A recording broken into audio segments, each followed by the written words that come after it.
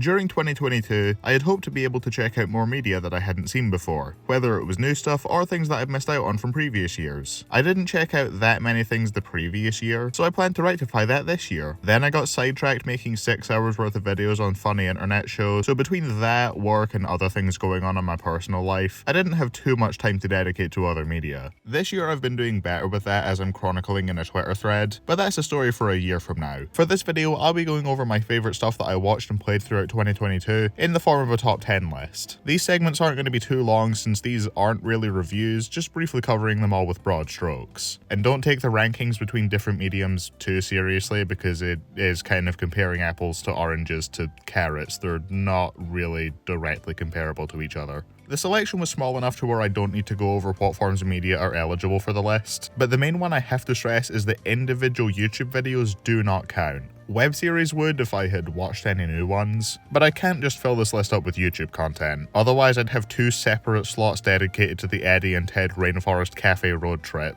I've probably been showing footage of a bunch of my favourites on screen, so consider all those honourable mentions. I also have to stress that this is a list of favourites. If you're after objective critical analysis where I look at something's artistic merit, then this is not the channel for you. This is going over the things that I personally connected with or had the most fun with. I guess I should get into some of those honourable mentions now. The Grand Budapest Hotel is my first live-action Wes Anderson film, and already he's solidly cemented himself as one of my favourite directors. He has such a unique directorial style, both in terms of his dry sense of humour and his visual presentation making a lot of use of symmetry. Everything Everywhere All at Once was pretty great, though it did run a little too long for me and some of the humour didn't click, but still I loved far more about it than I disliked. Lots of great jokes, phenomenal action, good emotion. I'm very glad I saw it in cinemas. The Great Mouse Detective was a delightful little movie with one of the best Disney villains ever. I absolutely love how he takes a recess in the middle of his song to execute someone, and then has everyone continue like nothing even happened. This has solidified Clements and Musker as my favourite directors at Disney. I should really check out Treasure Planet someday since that's the only one of their works that I haven't seen. There were 3 Pinocchio movies last year and I opted to watch the only good one. Very glad I made that decision because yeah, I really loved this one. Unfortunate that Ewan McGregor didn't get his full song until the credits, but it did convince me that I need to watch Moulin Rouge because god damn, he can sing. See How They Run was a very enjoyable murder mystery that I actually saw on complete accident, because when I was arranging to go to the cinema with my friends, I got the trailers with that and Amsterdam mixed up, so I thought I was going to see that instead. But I'm glad we made that mistake because we loved the movie, and my friend later saw Amsterdam on his own anyway, and it seems like, yeah, it all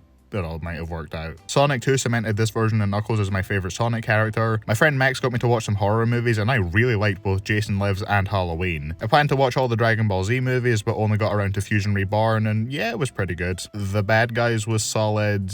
Yeah, that's about it for movies. For shows, I only have a few to go over. I only watched the first season of Lego Monkey Kid, but that was a blast. Some of the best animation I've ever seen, and I really want to check out the rest of the series at some point. I haven't gotten around to watching batch 3 of the Cuphead show, but the first 2 were very enjoyable, and they even gave me one of my favourite line reads ever that I continue to think about on at least a weekly basis. In terms of shows I watched in their entirety, I wasn't as overwhelmingly in love with Smiling Friends as the rest of the internet seemed to be, but I still really liked it. I'm glad to see an adult cartoon with a reputation beyond priding itself on being gross and edgy, opting to instead tell actually funny jokes with good comedic timing and voice acting. The Brazil episode is probably my favourite, that one's amazing. I also watched a few anime, those being New Game and Keep Your Hands Off Eizouken. Both of them are kinda similar shows that follow a quirky little group of characters as they work on a big media project that they're passionate about. Though I think I liked Eizouken a bit more since it didn't have quite as many characters to keep track of, plus the big project they were working on got a lot more focus and kept my attention more. That's about it for shows, now for games. And I started first playthroughs of some real bangers. Pac-Man World Repack, Octodad, Pokemon Platinum, Unraveled, and none of them count because I never finished them. I also previously started Undertale and Okami and bought Bugsnax in Mario 3D Land, but got nowhere with any of them in 2022. So here's hoping some of them make the 2023 list. In terms of games that actually do count, the Jackbox Party Pack 8 was mostly excellent. 3 of the games in it are among my favourites in this series, and I totally could have overlooked how I wasn't that into Drawful Anime and put it on the list, if the last spot wasn't the stupid ass wheel of enormously testing my patience. I played Codenames for the first time, that was pretty fun. I played the first 3 regions of Genshin Impact and enjoyed myself without spending a penny, and yeah, I can already tell a bunch of you just clicked off the video, which, fair enough. I think this was the year I first played Fall Guys, maybe? Yeah, okay, it's pretty slim pickings. I think the game I played the most consistently all year that would come the closest to actually cracking the list is Wordle, so yeah, let's move on. Let's not think about that too much. I also had a list of things marked under Other, which is mainly so I can bring up the Addams Family stage musical. Not usually the kind of thing I go and see, but my mum gave me her ticket when she was feeling too sick to go, and I'm glad I went because I thought it was pretty fun. Uncle Fester goes to the moon at some point to pursue his crush on it. This is not a joke. And then in the showing that I went to, he had a stroller during the curtain call. I don't like the implication of that, and I haven't stopped thinking about it for months. I watched the short film Diamond Jack when I was on a call with some friends. That was good. The Bad Guys short film was pretty solid. Alright, I think we're at the point where the introduction segment's gone on for too long now. That's enough honourable mentions, time for the actual list.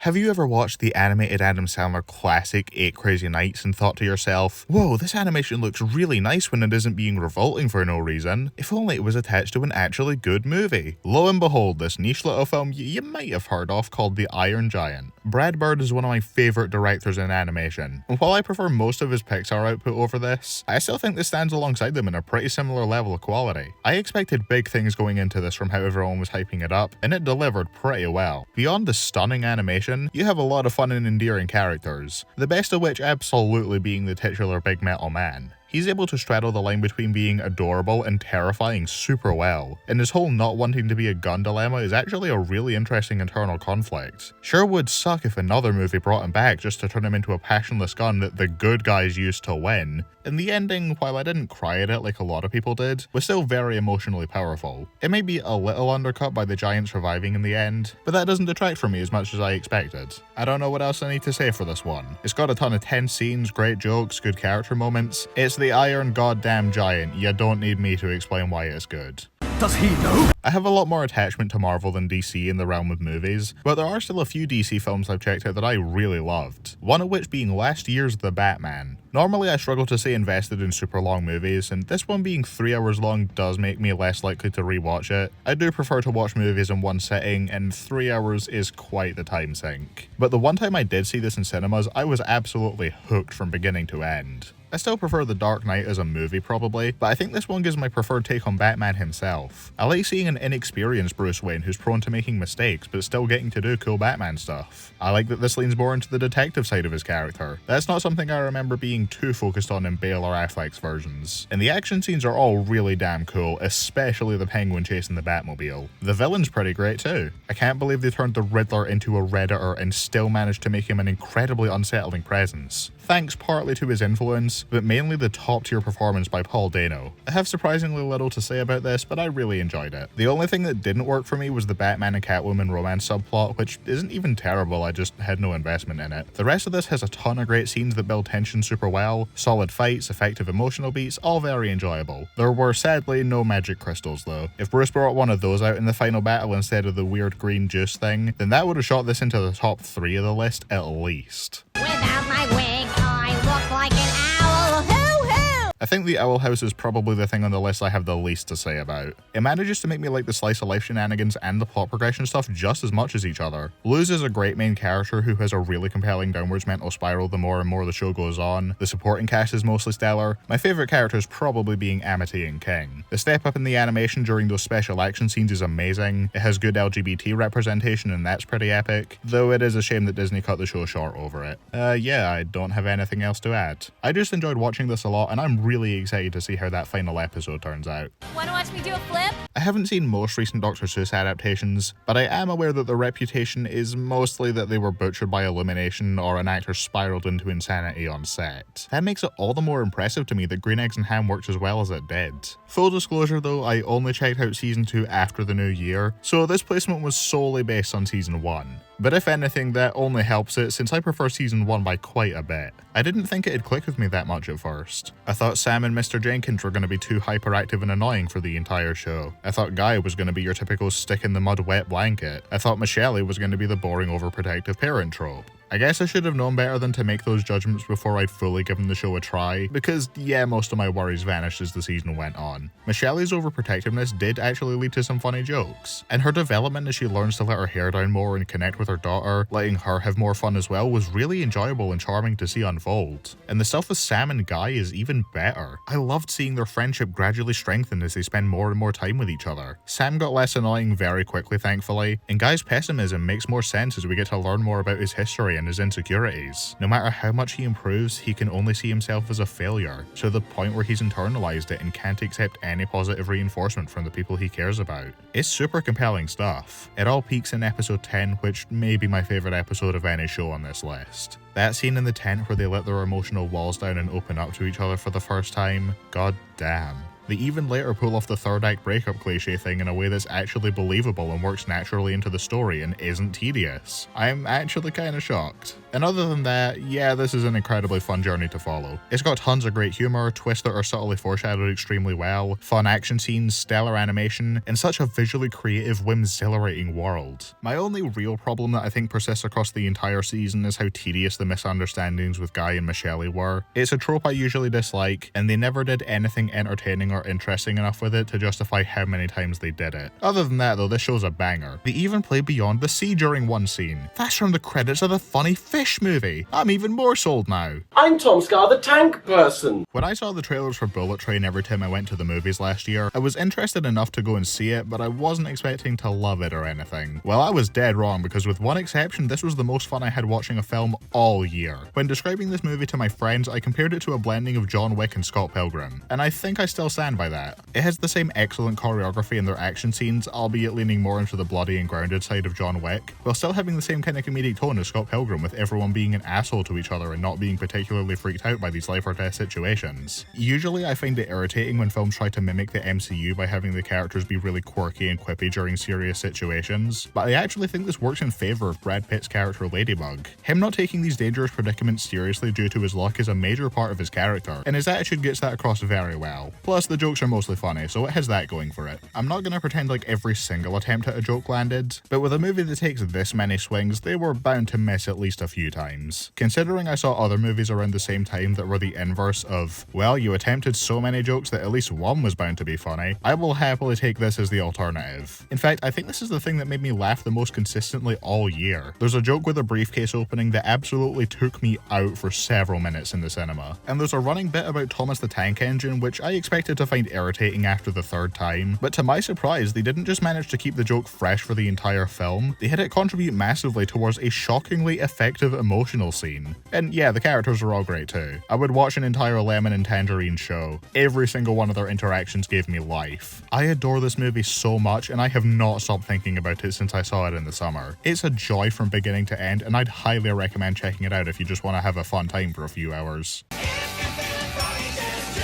Ever since Gravity Falls ended, I don't think I've watched that many Disney Channel shows. I did mention Owl House earlier, but right before that I watched Amphibia, and honestly I think I liked that one a little better. It's mainly thanks to the cast of characters. I clicked with pretty much all of them, at least to an extent. There are tons of memorable side characters, but it's really the main group and their fun dynamics that make this show so enjoyable to me. I know season 1 is a bit divisive, with some people loving it and some people thinking it's too filler-coated, and yeah, it does take a long time to get going, with some episodes that feel unnecessary or repetitive.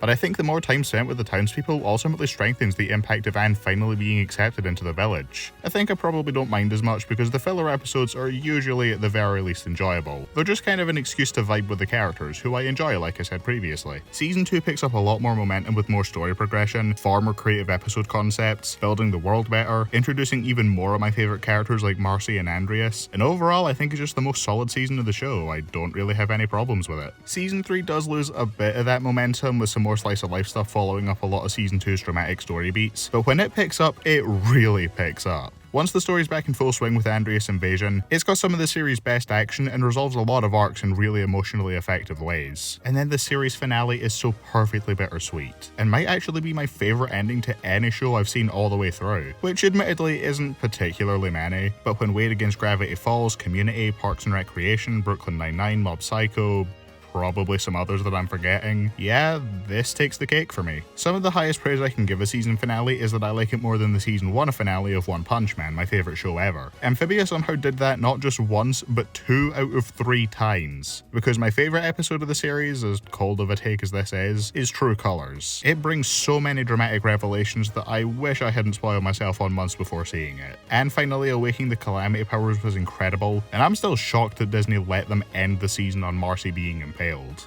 I've rambled about the funny frog cartoon for longer than I intended, so the bottom line is that the filler stuff is a fun comfort watch, I was interested in the story whenever it progressed, and Hop Pop is the best character in the show. I'm not accepting criticism at this time. I don't feel safe. And that's how we get lightning. That's nice, kid. I've been working on the script on and off for quite some time now. I currently have the rest of it finished, but I'm still at a loss for what I can say about A Silent Voice. It's a movie I don't feel equipped to tackle in its own dedicated video, let alone a short ranking segment, but I'll do the best that I can. This movie absolutely earns its reputation as an emotional tour de force. The main characters have such compelling internal struggles. Ishida's regret over the past, his desire to put as much as he can into making up for his previous mistakes, his guilt over those mistakes making him doubt that he deserves anything good that happens to him, Nishimiya's own self-doubt making her feel like she's nothing but a burden to those around her. It's all super emotionally investing thanks to how real it all feels. I got so hooked on the character drama stuff here, and it made the big emotional moments land incredibly well for me. Like the balcony scene. Do I even need to say any more? I genuinely cannot remember the last time I was this worried for a character's life, and it pretty much had me doing the Walter White gif face. It's not all heavy drama stuff though. There's a lot of regular fun slice of life stuff that's fun to just vibe to. The characters are mostly endearing and enjoyable outside of the scenes at the start where they aren't on purpose. There were a few that took a while to grow on me even after the time skip, but I did eventually come around to basically all of them. Ultimately, this is a movie that tells you you'll make mistakes, especially growing up.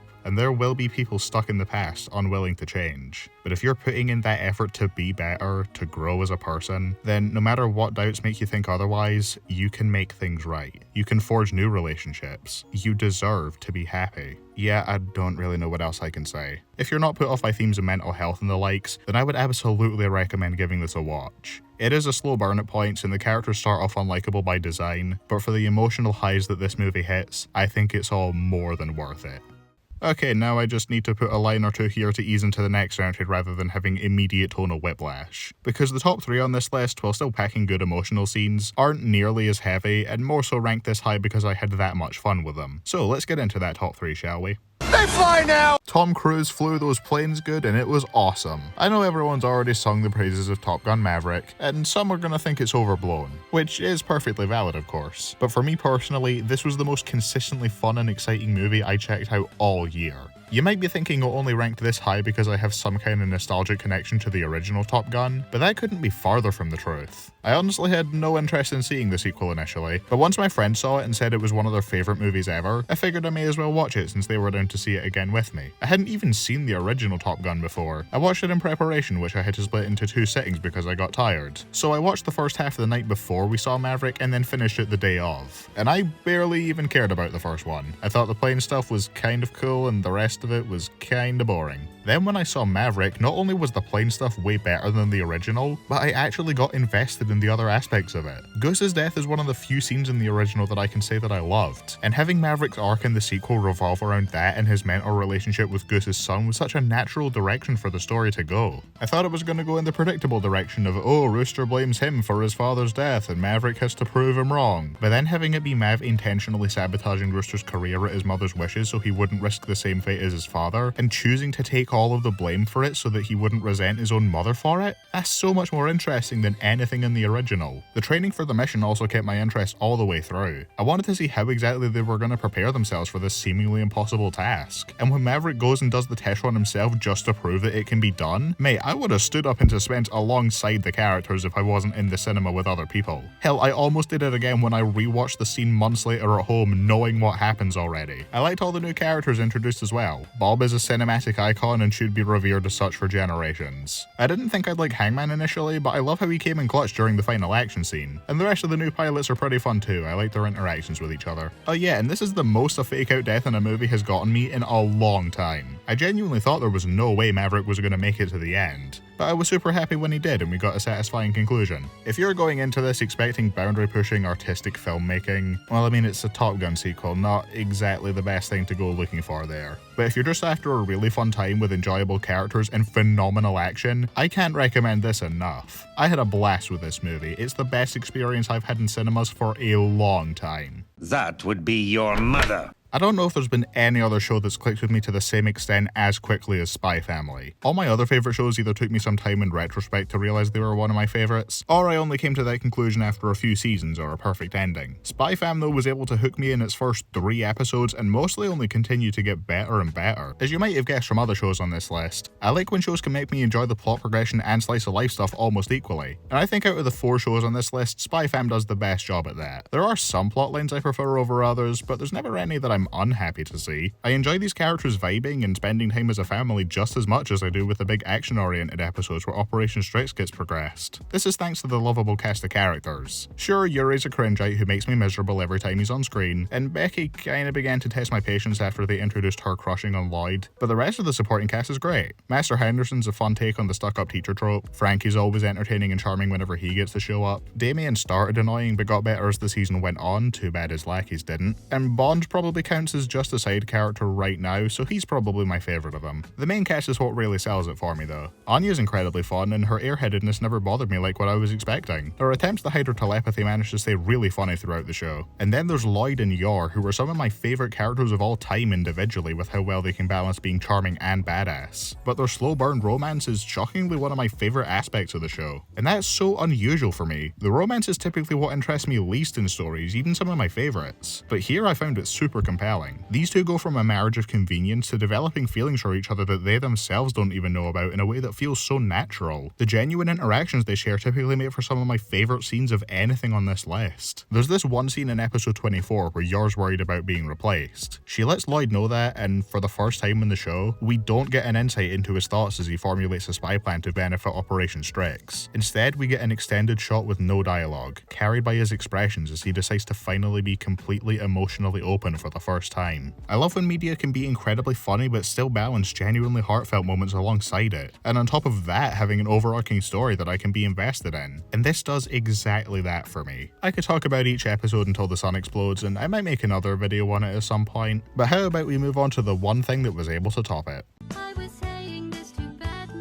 Well, here we are again. It's always such a pleasure to talk about Portal 2. In fact, despite the fact that it's the only thing on this list that I've made a separate video on already, I would have no trouble rambling about this game for longer than the entire rest of the list. But at that point, I'd be repeating a lot of what I said in that video, so yeah, if you want even more elaboration, then go check that out. This will basically be the Cliff Notes version. I think this is the perfect evolution of the first Portal and surpasses it in basically every way. Though if you specifically want the lonely, isolating atmosphere the first game offered, then yeah, this probably won't be doing much for you. The sequel only has that for one short stretch around the middle of the game, which I previously said I wasn't super into, but now I don't mind as much. So the one part of the game I didn't really care for back in that first video is no longer an issue for me. Outside of that, there are tons of creative and memorable test chambers that introduce so many fun new mechanics that are such natural additions to the Portal world that I never even noticed that some of them weren't in the original game at first. And that's dialed up to 12 for the multiplayer mode, which is enough content to basically be considered the third game all on its own. Going through this for the first time may have been the most fun I've had with any game in recent memory. And then there are the characters the game introduces. When you only have 3 prominent voice characters and the weakest of the lot is J.K. Simmons, who still brings his A-game as always, I think that's a good sign. Cave Johnson is still a comedic riot, and his voice clips serve the purpose of world building and establishing Aperture's shady history. Wheatley is who I'd consider the funniest character in the game, who Stephen Merchant brings to life absolutely flawlessly. His writing and mannerisms always manage to get a laugh out of me, and he's one of my favourite twist villains I've ever seen. The implication that he was corrupted by the core replacement and the sincere regret that he shows in the post-credit scene make it seem like more of a tragic accident that he had no control over. He's such a great character, and also the embodiment of how bad my brain rot for this game got. There was a point where I would see characters with a single glowing blue eye, and my brain would default to, oh hey, that's Wheatley, before the funny skeleton man even crossed my mind. That should tell you all you need to know. And of course there's GLaDOS, who may have just become my favourite fictional villain, period. Voiced to perfection by by Ellen McLean, her arc of self-discovery which causes her to sound more human as the game progresses, before the end where she throws it all away and reverts to her robotic voice is the ultimate emotional gut punch. I should wrap things up here, otherwise I will trail on for another hour. But to make a long story short, I love everything about this game. The fun gameplay, endearing characters, amazing humour, fantastic final boss which is foreshadowed really well, emotionally devastating ending, beautiful end credit song, top tier multiplayer. There's basically no aspect of it that falls flat for me. It's one of my favourite pieces of media I've ever checked out, and if I do another version of this list next year, then I can only hope that something will be able to surpass it. Thank you all for watching, I hope you enjoyed listening to me ramble about the things that I like. See you next year for the Galaxy 5000 sweep.